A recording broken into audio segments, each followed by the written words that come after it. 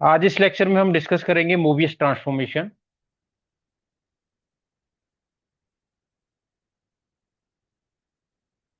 Mobius transformation.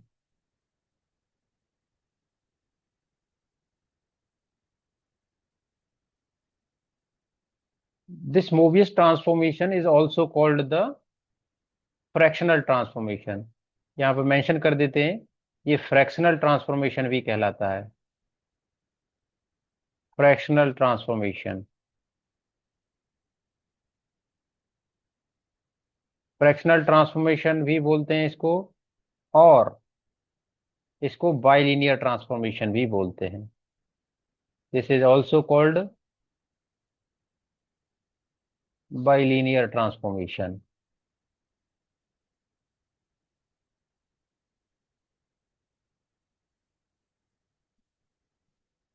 Bilinear transformation. Now अब define करते हैं कि ये मोबियस ट्रांसफॉर्मेशन होता क्या है। तो let a b c d be the complex constants,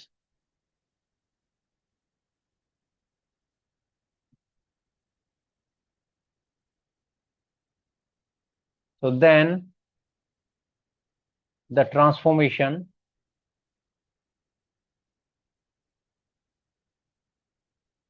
the transformation w w equal to fz और fz equal to az plus b upon cz plus d। तो जो ट्रांसफॉर्मेशन हम यूज कर रहे हैं az plus b upon cz plus d, where ad minus bc is not equal to 0, so is called Mobius transformation।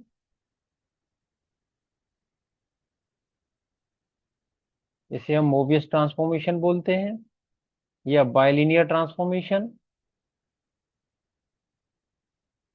Bilinear transformation और fractional transformation भी कह सकते हैं इसे। फ्रैक्शनल ट्रांसफॉर्मेशन और we call the fractional transformation. इसी को अगर हम ऐसे इस फॉर्म में लिख दें कि W equal to A Z plus b upon c Z plus d, c Z plus d. अब इसको जेड की टर्म्स में अगर हम लेके आते हैं तो इसको हम क्या लिख सकते हैं, क्रॉस मल्टीप्लाई किया, इसको हमने अपॉन वन लिख दिया, और वी क्रॉस मल्टीप्लाई करने के बाद इसको लिख दिया हमने C Z plus D is equal to A Z plus B. तो इसको हम लिख सकते हैं C Z into W plus D W equal to A Z plus B. अब ए जेड का जो टर्म है उसे लेफ्ट हैंड साइड में ले लिया हमने, सी जेड डब्ल्यू, और इसको ऐसे लिख दें माइनस ए जेड हो जाएगा जब लेफ्ट में आएगा तो ये। तो minus a z minus a z, और this can be written b minus D डब्ल्यू, और डी डब्ल्यू को हम कहाँ ले गए, राइट साइड में ले गए। इन दोनों टर्म से हमने क्या किया, जेड कॉमन ले लिया, जेड कॉमन ले लिया तो ये हो गया हमारा C W minus A equal to B minus D W. तो जेड की जो वैल्यू आएगी तो Z will equal to B minus D W upon C W minus ए।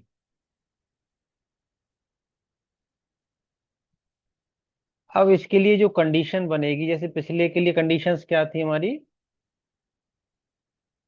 पिछले के लिए कंडीशन थी a d minus B c not equal to zero, तो इसके लिए कंडीशन क्या हो जाएगी, तो यहाँ पर डी है जो वो माइनस डी हो गया है, और जो ए है वो ये माइनस ए है, और minus B C is not equal to zero.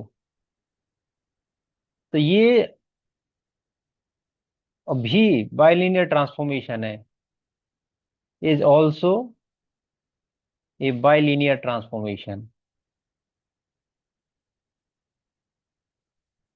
Bilinear transformation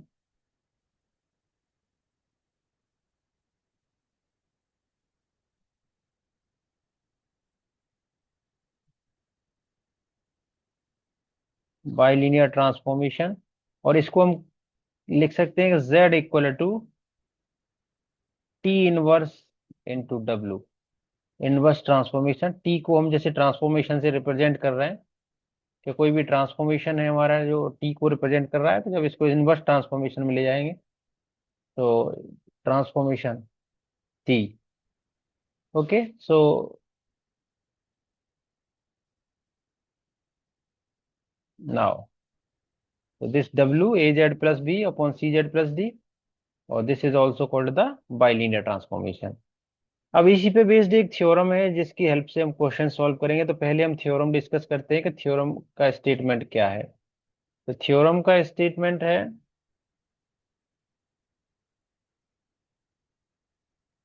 late w equal to f z one डब्ल्यू वन, डब्ल्यू two equal to f z two, डब्ल्यू three is equal to f z three, and डब्ल्यू four equal to f z four, and W4 is equal to FZ4,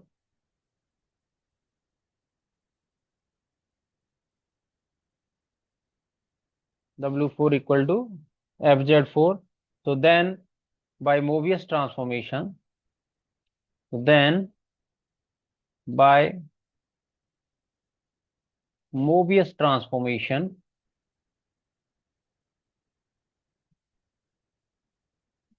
W1 minus W4 into W3 minus W2 upon W1 minus W2 और W3 minus W4 is equal to Z1 minus Z4 into Z3 minus Z2 upon Z1 minus Z2 और Z3 minus Z4,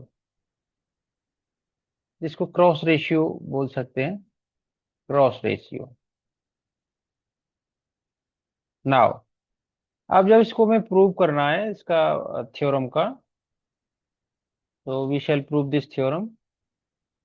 तो we know that, तो mention करके चलेंगे इसमें, we know that by Mobius transformation,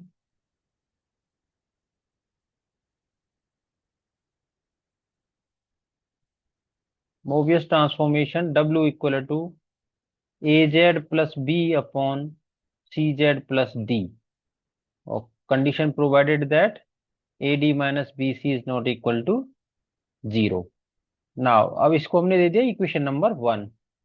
अब हमें जैसे अज्यूम किया है कि let W1 equal to FZ1।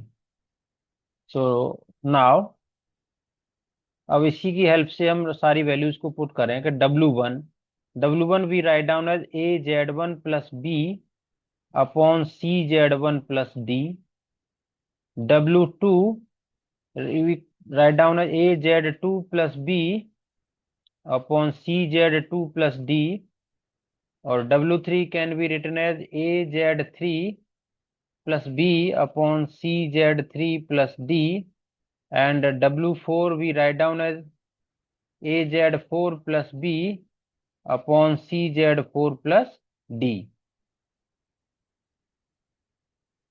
अब हमें जैसे फर्स्ट पार्ट है जो लेफ्ट हैंड साइड का, वो फर्स्ट पार्ट क्या है, ये है W1 minus W4। So now we take W1 minus W4। तो जब W1 माइनस W4 लेंगे तो W1 की वैल्यू है AZ1 plus b upon CZ1 plus d, minus W4 है हमारा AZ4 प्लस बी और CZ4 प्लस डी। जब इसको सिंप्लीफाई करेंगे, तो सिंप्लीफाई करने के लिए क्या करना होगा, एलसीएम ले लेंगे पहले। तो दोनों का जैसे हमने एलसीएम ले लिया, एलसीएम आया हमारा CZ1 प्लस डी और CZ4 प्लस डी, ये एलसीएम हो गया। अब फर्स्ट टर्म है ए जेड वन प्लस बी। अब इसके साथ मल्टीप्लीकेशन में क्या आ जाएगा, C Z4 plus D minus, अगला टर्म क्या है, A Z4 प्लस B, और इसके साथ में क्या आ जाएगा, C Z1 प्लस D। ये आ गया। अब इसको सिंप्लीफाई कर लेते हैं। अब सिंप्लीफाई कैसे करेंगे, पहले मल्टीप्लाई कर दें न्यूमरेटर में, तो डिनोमिनेटर को हम अभी एज इट इज रख रहे हैं। डिनोमिनेटर है हमारा जैसे C Z1 प्लस D, और इधर है हमारा C Z4 प्लस D। अब न्यूमरेटर के मल्टीप्लाई कर लेते हैं। तो पहला जब मल्टीप्लाई करेंगे C Z4 का A Z1 के साथ, तो ये क्या आ जाएगा, AC Z1 इंटू Z4, और plus BC into Z4, plus AD Z1 plus BD, minus, और यहां से क्या आएगा, AC Z1 इंटू Z4, पहला टर्म। दूसरा टर्म क्या आएगा, माइनस, माइनस क्योंकि बाहर लगा हुआ है, तो माइनस BC इंटू Z1, और नेक्स्ट टर्म क्या आएगा, माइनस AD इंटू Z4, और लास्ट टर्म क्या रहेगा हमारा, माइनस BC इंटू Z1, तो BC इंटू Z1। अब देखिए कुछ टर्म्स कट जाएंगे, AC Z1 Z4, ये प्लस का है और ये माइनस का है, ये कैंसिल आउट हो जाएगा। और देखिए हाँ, लास्ट टर्म एक तो रह गया, अभी BD रह गया, माइनस BD, तो ये BD से BD कट जाएगा। ये पहला टर्म था AC Z1 Z4, दूसरा था BC Z1, थर्ड था AD Z4। अच्छा, ये BC एक्स्ट्रा लिख गया, ये कैंसिल कर दो, ये है तो माइनस BD। नाउ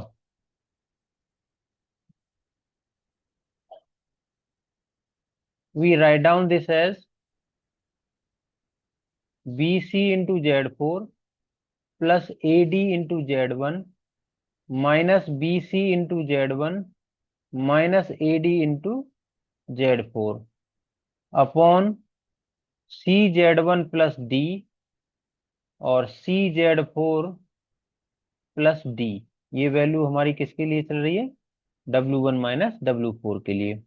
अब देखिए इसमें क्या कॉमन आ सकता है, जैसे Z4 यहाँ से कॉमन ले लें, इन दोनों से, तो Z4 कॉमन ले लेंगे तो ये हो जाएगा, और इधर से भी हमारा Z1 कॉमन आ जाएगा। तो पहले Z1 कॉमन लेते हैं, तो Z1 कॉमन लेंगे तो Z1 का कोफिशिएंट बनेगा AD माइनस BC, इन दो टर्म से।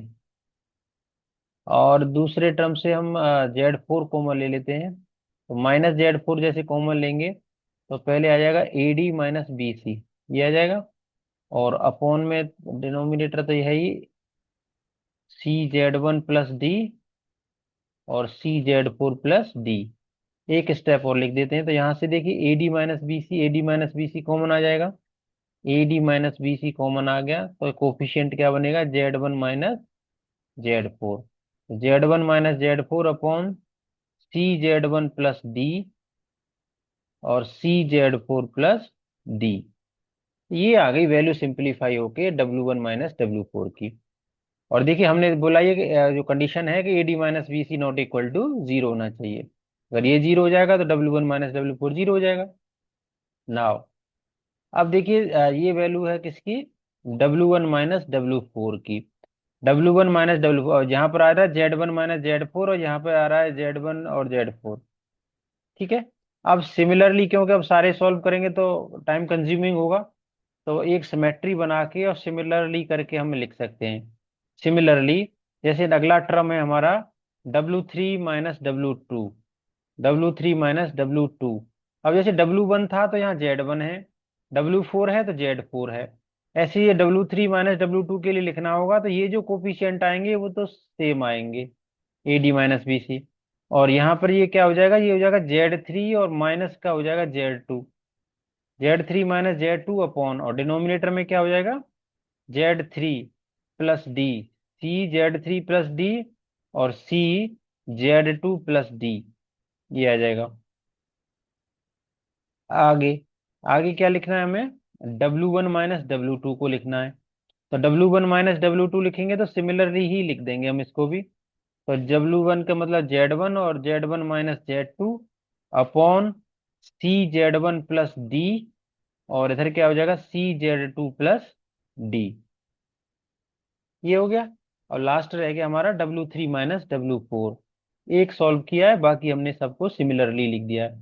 तो AD, क्योंकि सब सिमेट्रिकल ऐसे ही आ जाएंगे, ये हो जाएगा Z3 minus Z4 upon CZ3 plus D, और इधर आ जाएगा CZ4 plus D।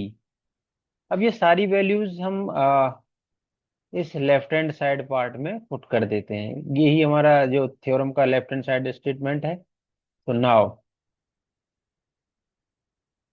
We have, left hand side क्या है हमारी, W1 माइनस W4 और into W3 minus W2 upon W1 minus W2 into W3 minus W4 is equal to.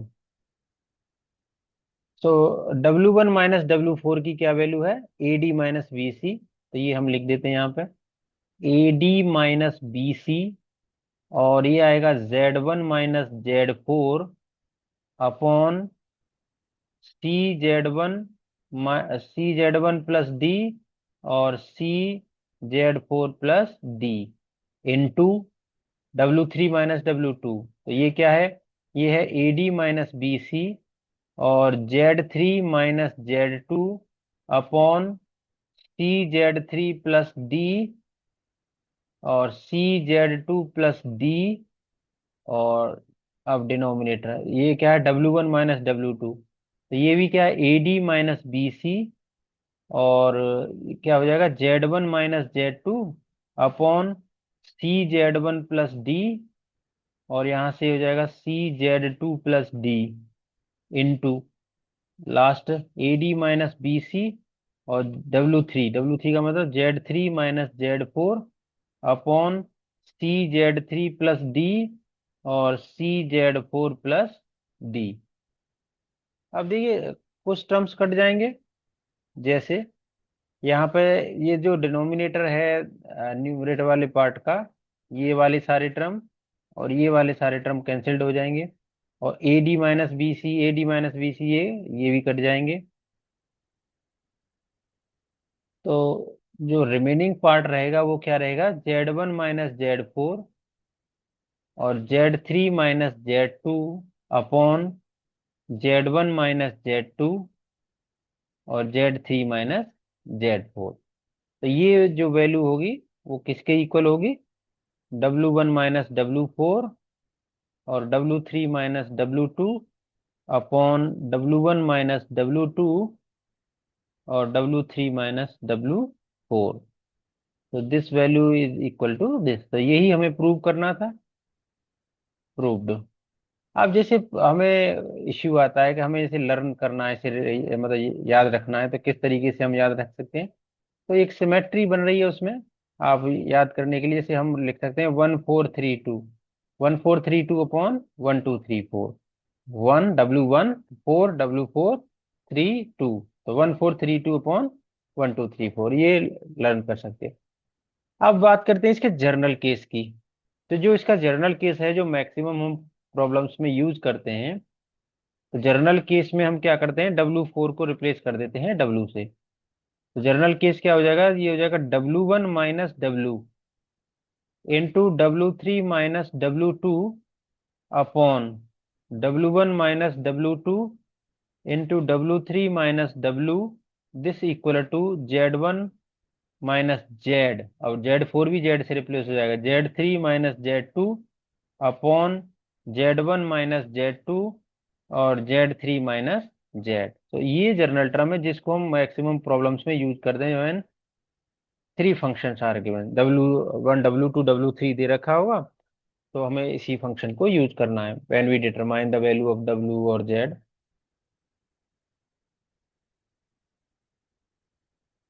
Okay, तो hope you understand this Mobius transformation क्या होता है actually में। तो फंक्शंस दे रखे हैं W1 W3 W4, और that will be equal to Z1 minus Z4 into Z3 minus Z2 upon Z1 minus Z2 और इंटू Z3 माइनस Z4।